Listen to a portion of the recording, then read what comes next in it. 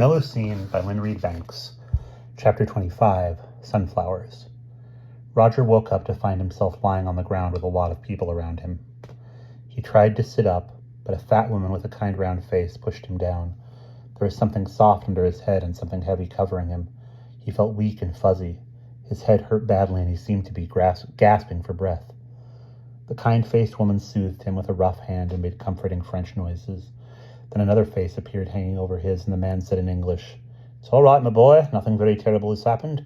Your mother will be quite all right." He struggled in his hand. All he could remember was the question mark rushing toward him. He didn't remember the actual crash at all, then or later.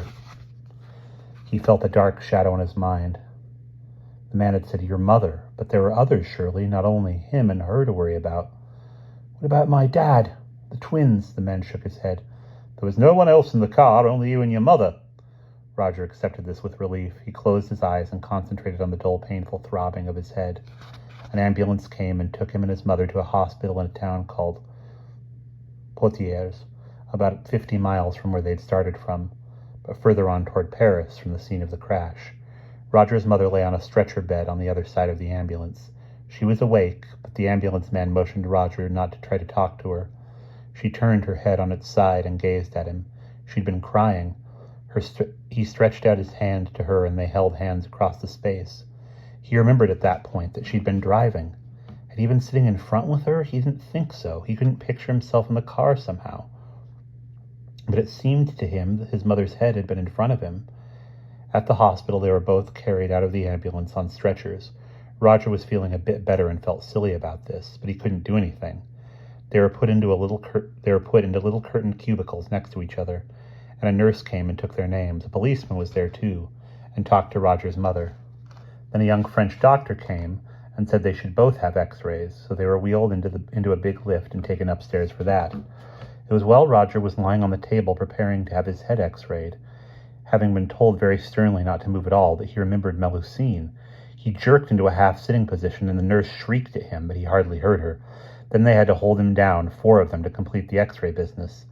The moment they let go, he was off the table and on his feet. The pain in his head burst out again, and it nearly knocked him over. He didn't know what to do, where to turn. She had been with them. Where was she? What had they done with her? He tried to run toward the lift, but they grabbed him and ordered him to be still and lie down again. They made him obey. He began shouting, "Mom! Mom!" He heard her faint answer from the corridor. The nurses hastily wheeled him out of the x-ray room, and there she was, half sitting on her trolley, staring at him with huge, anxious eyes out of a chalk-white face. "What's wrong, darling? What is it?"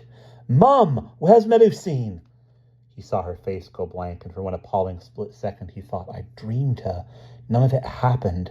But then, quite slowly, realization came into her eyes. "I'd forgotten her. Oh, how could I? I don't know where she is. Don't get upset, darling. I'll ask. I'll find out." "Couchez-vous, madame? S'il vous plaît." His mother lay down again. She looked terrible. Roger didn't want to add to her problems. But he must know. He must know. No one knew. The doctors and nurses at the hospital were no help, nor were the police. Roger's mother asked for the ambulance men, but they had gone off again. Later, they were found, but they knew nothing. The people at the scene of the crash were the ones to ask, Roger was sure. So, when he and his mother were discharged from the hospital, their seatbelts had saved their lives, they were told. They got a taxi and, at huge expense, went straight back to the house with the question mark on it. The man who'd spoken English to Roger had been another motorist who'd stopped. There was no way of finding him again. He'd just gone on. The kind-faced French woman was the owner of the house. She lived there with her husband and children and ran it as a wayside cafe. She greeted them with welcoming smiles, hand clasps of delight and relief, but no English. Both Roger and his mother tried with increasing desperation to explain to her that there had been a young girl with them in the car, which by now had been taken away by the police. They went outside and looked at the place where it had struck the wall. The big round spot with the dot under the question mark was all cracked and scarred. The woman's husband was running his hand over the damaged wall and looked glum. Roger said, "We must find someone who can ask them. If they heard the noise and ran straight away, they must have seen her. They must have." His mother was absolutely befuddled. She couldn't make sense of it. She was still suffering from shock and from a sense of guilt for the accident. Though she insisted the brakes had failed, it was clear to Roger that the accident, the damaged car, their own narrow escape, and his father's probable reactions were at the forefront of her mind. When he kept on about Melusine, his mother said, "At least we know she wasn't hurt or killed." "How? How do we know she wasn't hurt?" "Well, obviously, she wasn't there with us. She could have been hurt and still wandered away."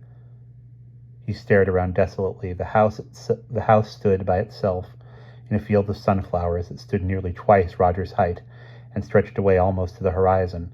How could he begin to look for her?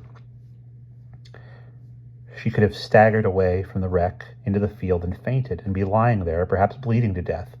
He remembered a terrible book he'd read once where a woman was injured in a car crash and crawled around for hours in the dark before anyone found her. He felt physically sick. "Mum, we must tell the police to look for her." "Of course I've told them, darling. I told them at the hospital before we came back. They said they'd look for her. But they're not. Why aren't they here searching the fields?" But she couldn't answer. They had to leave the spot. Had to go back to Poitiers, get their things, settle matters with the police, send about the car, phone the family, get on a train to Paris, get home. These things had to happen. They had to happen now. The taxi was still there, waiting to carry them back to their lives.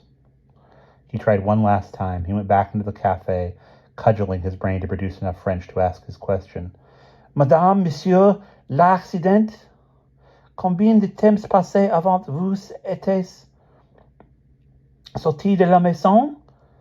How many times had she had to get out of the car with her little suitcase? She, like him, had been buckled. How much time had she had to get out of the car with her little suitcase? She, like him, had been buckled in with a seatbelt.